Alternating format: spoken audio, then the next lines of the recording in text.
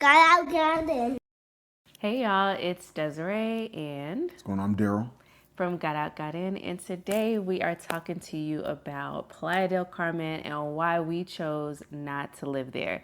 Playa del Carmen is beautiful, it has lovely beaches, but it just wasn't the right fit for our family, and here are the 4 main reasons why. So the first one is it's hot all the time. You wake up and it's 90 degrees out the gate immediately, which makes it particularly challenging to do small things like go to the park. You know, our son is 4. He loves to play outside. He loves going to the park. There was a park that was within walking distance of where we were. The only time that we could go was either early in the morning, like 8 or 9 o'clock at night, because anything earlier than that is just unrealistic for us. Let's just be real. I'm the morning bird in the marriage. I meant us as in me and Avery. Anything earlier than 8 or 9 o'clock is way, way too early for us to get out the door. So either we took him early in the morning or I took him in the evening after the sun was kind of going down. But even still, it's hot then. So there just didn't seem like a great time to take him without us like dripping in buckets of sweat. So yeah, for me, like we're from North Carolina, we appreciate some heat. I'm a summer baby, so I enjoy the summer and you know everything that it has to offer. But Lord have mercy, it was just so hot there. Like it's next level. It's next level. We would walk literally 5 minutes away to the grocery store. I don't even know if it was 5 minutes because it was just in the next building next to our apartment complex. But it was a really, really, really short walk, and I would be dripping in sweat just getting there. And most of the walk was in shade. So that should tell you a lot about just what to expect in terms of heat. So if you're not a fan of heat, Playa del Carmen may not be for you. Secondly, the cost of living there. Mexico City is not cheap by any means. It is also not grossly expensive. But being that Playa del Carmen is on the water, it is a touristy town. Their main economy is tourism in that region of Mexico. So you've got Cancun, then Playa del Carmen, then Tulum in that order. And I mean, they're all 30 minutes from one another. So Tulum is about an hour from Cancun. Playa del Carmen is right in the middle. You've got a ton of resorts in that area. They're very aware that their economy hinges strongly on people being able to afford the nicer things in life. And affording the nicer things in life for an extended period of time is not in our budget right now. It starts to add up. It does. It starts to add up. And I'll tell you, from where we were living within Playa del Carmen, we were 1 block from the Strip, which was prime location. I mean, I think it was called Fifth Avenue. So Fifth Avenue is the Strip. We're 1 block from there. So there's the beach, so shorefront, and then there's Fifth Avenue. And Fifth is where, Senor Frogs and all of the really touristy cigar shops, everything like that you'd want to buy, these souvenirs. Restaurants, just amazing all the eateries. things. So that was the block right from the beach, and then one behind that was us. So we were not on the Strip, which I'm glad we weren't, because if you are, you're going to hear noise at all hours, and with a 3-year-old, that's just not conducive to him being able to sleep. Because I mean, it was always a party all night long. It was fun, but you're paying for that location. The third reason that we could not stay in Playa del Carmen was simply because there wasn't enough things for kids to do. Like I said, we have a 4-year-old. He likes to do things.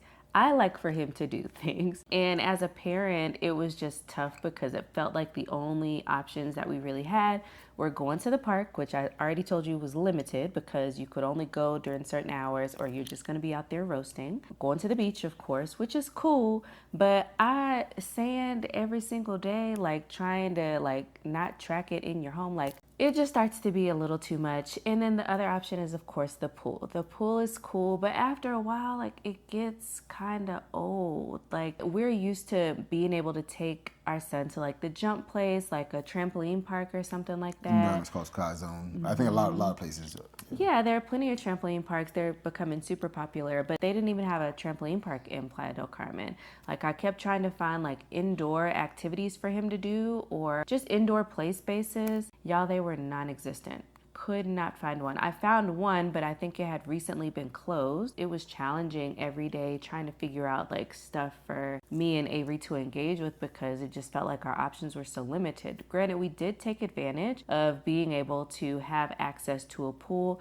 The pool was beautiful, don't get me wrong. It was great. Avery, I think, did swim practice twice a week, if I'm not mistaken. So we did end up hiring a swim instructor to teach him like safety things in the water. So that was one of the great things that came out of it. It was cool, like it was a vibe, but there wasn't enough stuff to do. But in contrast, we're here in Mexico City and it feels like there is always something for him to do. Of course, there's the park that we can go to, just a regular playground. Then you have Chapultepec Park. So if he really needs to like stretch his legs and be in some place where we don't have to be holding his hand the whole time or whatever, where he can have a little more freedom, we can take him there. Of course, there's also a big playground in Chapultepec Park. There's the zoo, there's museums in Chapultepec Park. Not too far away from us, we have 2 museums here in Mexico City. In addition, they just built another indoor play space that we have yet to check out, but it is on our list. We're also very, very close to Chuck E. Cheese. He loves Chuck E. Cheese, so there's that.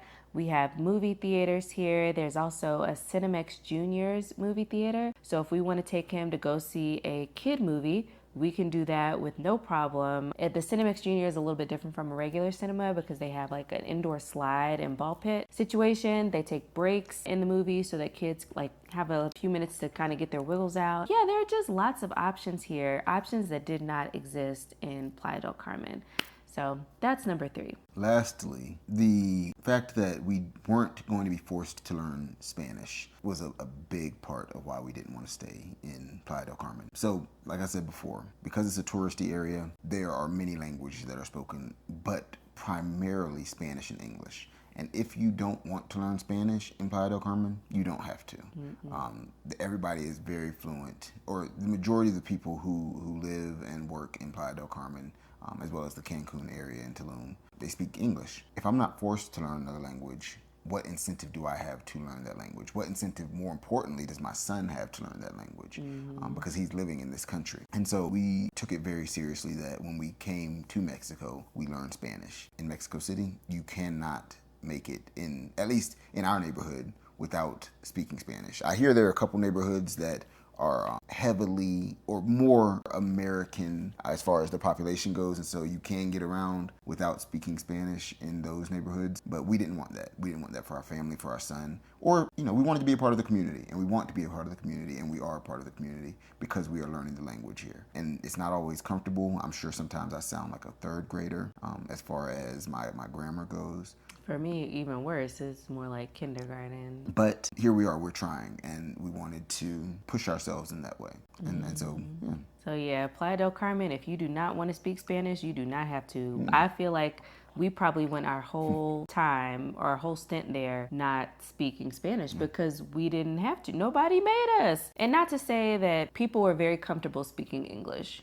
A lot of the people that we came in contact with in restaurants, the people that worked at the Airbnb building that we were staying at, just people that we would meet in general everywhere. Everybody spoke English. They looked at us, saw that we looked American, and they started speaking English. So we never felt like we had to engage in Spanish. And so it really didn't help to push us outside of our comfort zone. So that is not the case in Mexico City for sure. But anyway, those are 4 reasons. If you are considering moving to Playa del Carmen, perhaps these are some things to consider based on your own personal preferences, of course. And not to say, I want to go back. Just need to make a note about Playa del Carmen in terms of the cost of living. Like I mentioned, we lived in a very central part of Playa del Carmen. If you were to go a little bit on the outskirts, probably a little further away from like the Fifth Avenue area, you could probably make out a lot cheaper than the expenses that we had accumulated there in terms of cost of living, in terms of your apartment rentals or whatever. The thing is, we didn't have a car, so getting from point A to point B was going to be challenging. We wanted to live near somewhere that we could, easily access our everyday necessities, going to the grocery store, I don't know, the beach. But anyway, it was very important for us to live someplace where we could walk to the things that we needed on a regular basis. So that had a lot to do with our cost of living. So if you have a car though, your cost of living will likely be a lot different. So I just wanted to make sure that I made that point to be more clear. But anyway, if you are thinking about living in Playa del Carmen, or if you have questions about it, about our experience, drop them in the comment section below. And if you haven't already, if you've made it this far, please hit the subscribe button and like this video. We look forward to seeing you at our next video, and I hope that this was helpful. Bye. Playa del Carmen is beautiful. It has lovely, and here are the 4 main reasons. Lord have mercy, I'm just struggling with my words today. I lost my train of thought.